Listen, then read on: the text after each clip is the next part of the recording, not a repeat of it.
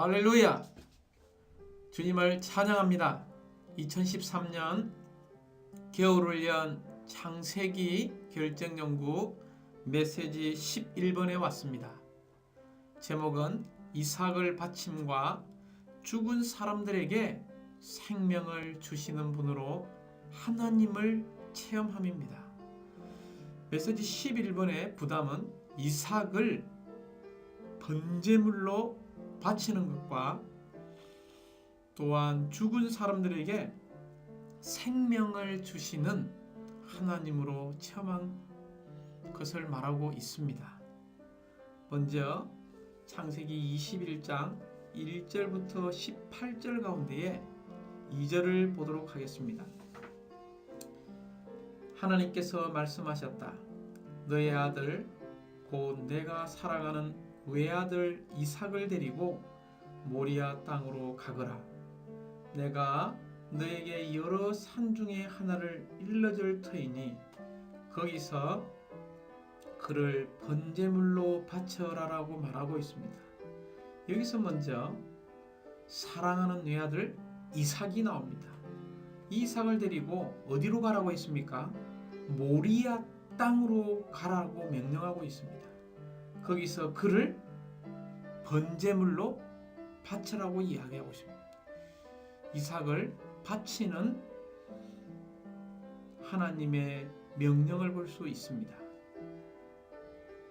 두 번째, 히브리서 11장 17절부터 19절을 볼 때에 아브라함은 믿음으로 시험을 받을 때에 이삭을 드렸습니다 라고 말하고 있습니다. 여기 아브라함은 믿음으로 이삭을 드렸습니다. 즉 먼저 믿음의 순종이 나옵니다. 두 번째 19절에서 아브라함은 하나님께서 사람을 죽은 이들 가운데서도 다시 살리실 수 있으시다고 여겼습니다. 비유로 말하자면 그는 이삭을 죽은 이들 가운데서 다시 받을 것입니다. 여기에 죽은 이들 가운데서 다시 살리시는 생명을 주시는 하나님을 그는 믿었습니다. 세 번째, 로마서 4장 17절은 그가 믿은 하나님은 죽은 사람들에게 생명을 주시며 없는 것도 있는 것으로 불러내시는 분이십니다. 특별히 아브라함은 하나님에 대한 이중의 지식을 갖고 있었다고 로마서 4장 17절에서 말하고 있습니다. 그것은 하나님께서 없는 것을 있는 것으로 부르시는 하나님이라는 것입니다. 즉 하나님이 유일한 근원이시라는 것을 알았습니다. 두 번째는 죽은 자들에게 생명을 주시는 하나님으로 알았다는 것입니다. 이러한 어려운 상황 가운데에 아브라함의 믿음은 결국 온전케 되었는데 그것은 아브라함이 하나님을 믿을 때에 부활의 하나님으로 믿었다는 것입니다. 그러므로 바울은 로마서 4장에서 아브라함이 하나님에 대해서 이중의 지식, 즉 하나님께서 없는 것을 있는 것으로 부르셨고 두 번째, 죽은 자들에게 생명을 주시는 부활의 하나님으로 알았다는 것입니다. 이제 로마 숫자 1번입니다. 로마 숫자 1번은 창세기 22장 2절을 볼 때에 아브라함은 이삭을 번제물로 바쳤습니다. 여기서 아브라함은 속죄제나 속건제나 화목제물이 아닌 번제물로 이삭을 바쳤다는 것입니다. 우리가 번제물의 의미를 알 필요가 있습니다. 이 번제물은 전적으로 하나님의 만족을 위한 것입니다. 즉 하나님의 기쁨과 하나님의 만족을 위한 제물이 번제물이라는 것입니다. 하나님은 배고파하십니다. 하나님의 배고픔을 우리는 해결할 필요가 있습니다. 우리는 여기서 이삭이 번제물로 바쳤다는 것은 우리의 기본적인 문제, 즉 우리가 하나님을 절대적으로 위하는 생활을 살지 않는다는 것입니다. 누가 전적으로 하나님을 위해, 하나님의 목적을 위해 살 수 있다라고 말할 수 있습니까? 타락한 사람들의 존재 안에서는 이러한 삶이 결코 있을 수 없습니다. 오직 이 땅에서 하나님의 만족, 하나님을 절대적으로 만족시킨 삶을 사신 예수 그리스도가 있음을 찬양합니다. 예수 그리스도만이 전적으로 하나님을 위한 삶을 사셨습니다. 그러므로 우리가 하나님을 위해 전적으로 산 예수 그리스도와 하나 된다면 우리도 여전히 오늘날의 이삭으로서 이러한 번제물로 드려질 수 있습니다. 그러므로 로마자 1번에 이삭을 번제물로 바칠 때 사항은 A번 아브라함이 부엘세바에서 생활했다는 것입니다. 우리가 부엘세바에서 이러한 생활, 즉 교회 생활을 할 때 첫 번째 하나님을 만족의 표준에 도달하는 하나님께 드려지는 사람이 될 수 있습니다. 두 번째, 우리는 합당한 교회 생활을 살 수 있습니다. 다른 말로 바꾸자면 하나님의 만족을 위해 하나님께 드려진 합당한 교회 생활을 하는 사람만이 우리가 오늘날의 이삭으로서 번제물로 드릴 수 있다는 것입니다. 두 번째, 우리는 이러한 합당한 교회 생활 가운데서 하나님께서 주신 것을 B번 되돌려 드리는 공과를 배울 수 있다는 것입니다. 이제 이삭을 번제물로 바칠 수 있던 그 비결이 어디에 있었습니까? 우리가 믿음의 순종에 있었습니다. 히브리서 11장 17절부터 우리가 19절을 읽었습니다. 여기서 아브라함은 믿음으로, 즉 믿음의 순종으로 말미암아 시험을 받을 때에 이삭을 드렸다는 것입니다. 이 믿음의 순종은 어디에서 나옵니까? A번 아브라함은 자신의 관념에서 시작하지 않았습니다. 우리가 믿음에 순종하려면 우리 자신의 관념을 내려놓아야 합니다.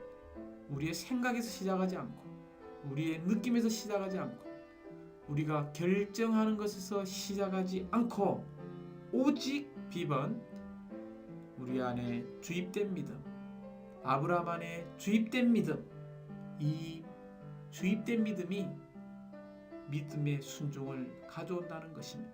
그러므로 우리는 매일매일 하나님의 본질, 하나님의 요소들이 우리 안에 주입됨으로 이러한 시험들이 올 때에 믿음에 순종하는 사람이 되기 원합니다. 로마서 3번 우리가 이렇게 번제물로 바칠 수 있는 것은 믿음의 순종의 결과입니다. 우리가 믿음에 순종할 때에 우리는 여호와 이레의 하나님을 체험하게 될 것입니다. 즉 모든 것을 준비하고 계시는 여호와 이레 하나님을 체험하게 될 것입니다. 이런 여호와 이레, 즉 그가 체험한 여호와 이레는 장소가 어디였습니까? 바로 모리아였습니다. 모리아라는 뜻은 A번에 여호와의 이상, 즉 이곳에서 하나님을 보았다는 것입니다. 이런 모리아, 하나님을 본 이 장소에서 B번 여호와께서는 모든 것을 준비하십니다. 심지어 모든 것을 준비한 여호와 하나님을 아브라함은 체험했습니다.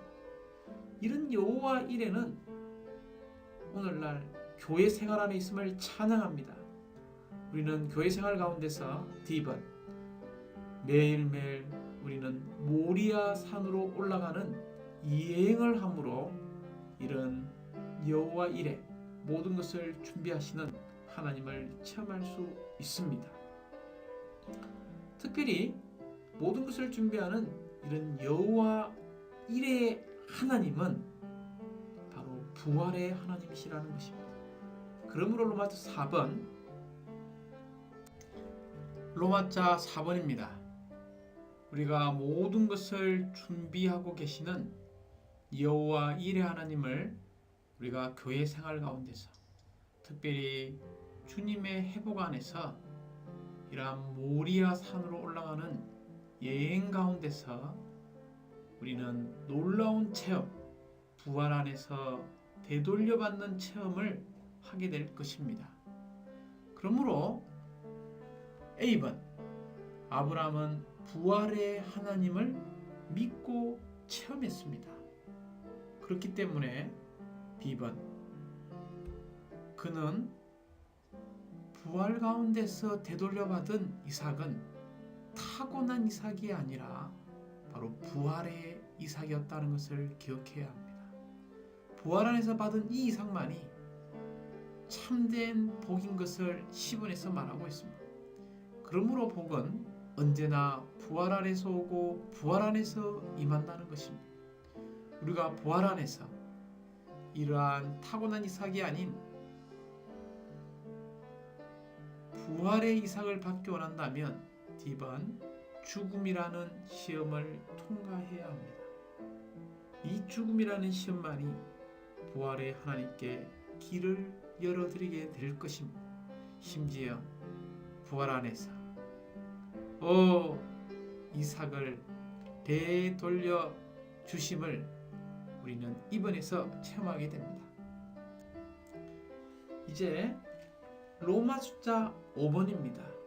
우리가 부활 안에서 이러한 이삭을 되돌려 받을 때에 이것이 바로 새 예루살렘이 되도록 번성한다는 계시를 보아야 합니다.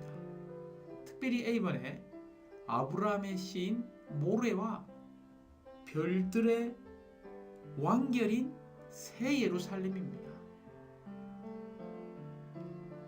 B번 어떻게 이런 모래와 별들의 새 예루살렘으로 번성할 수 있습니까? 그 길은 바로 하나님께 받은 것을 하나님께 되돌려 드릴 때 가능합니다. 요한복음 12장 24절 너무나 잘 아는 구절입니다. 한 알의 밀알이 땅에 떨어져 죽지 않으면 한 알 그대로이지만 죽음은 많은 밀알들을 맺는다라고 이야기하고 있습니다. 우리가 죽음의 이른 공가를 통과할 때 한 알의 밀, 이 오늘날의 이삭으로 상징된 주님은 죽고 부활 가운데 수많은 밀알들, 재생산된 오늘날의 이삭들을 산출하게 될 것입니다. 이제 마지막 로마자 6번입니다.